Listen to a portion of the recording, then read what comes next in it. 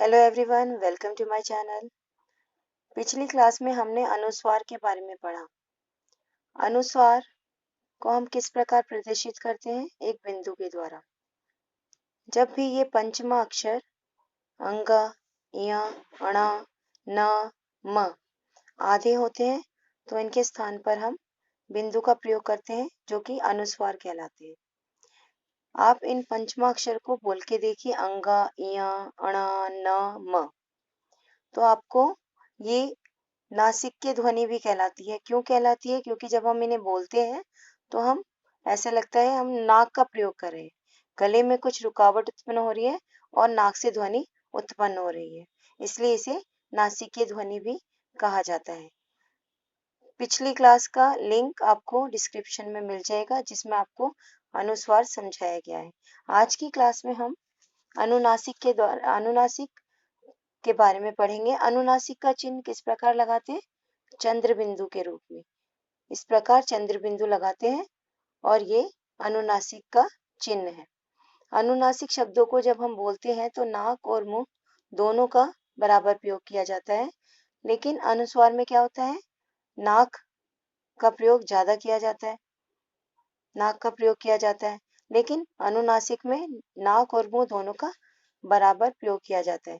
शब्दों को बोलकर हम समझने का प्रयास करेंगे।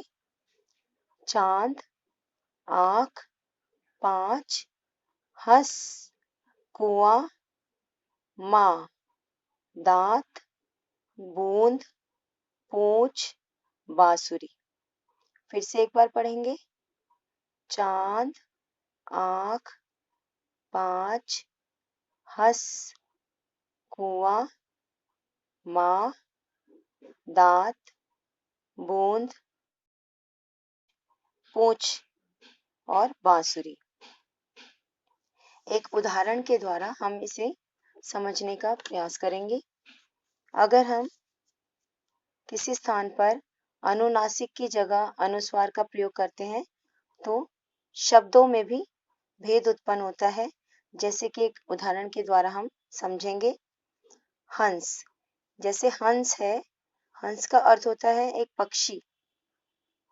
यहाँ हमने अनुस्वार का प्रयोग किया है, बिंदु का प्रयोग किया है, इसलिए इसकी ध्वनि क्या उत्पन्न हुई है? हंस। और जब हम चंद्र बिंदु का प्रयोग करते हैं तो ध्वनि क्या होती है? हंस, हंस। हंस का क्या अर्थ होता है?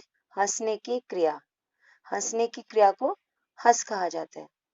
इसका अर्थ है जब हम इनके स्थान पर, अनुस्वार के स्थान पर अनुनासिक और अनुनासिक के स्थान पर अनुस्वार का प्रयोग करते हैं तो उनके अर्थ में भी भेद उत्पन्न हो जाता है, अर्थ अलग अलग हो जाते हैं, अर्थ में अंतर उत्पन्न होता है। आशा है आज की क्लास आपको हेल्पफुल लगी होगी।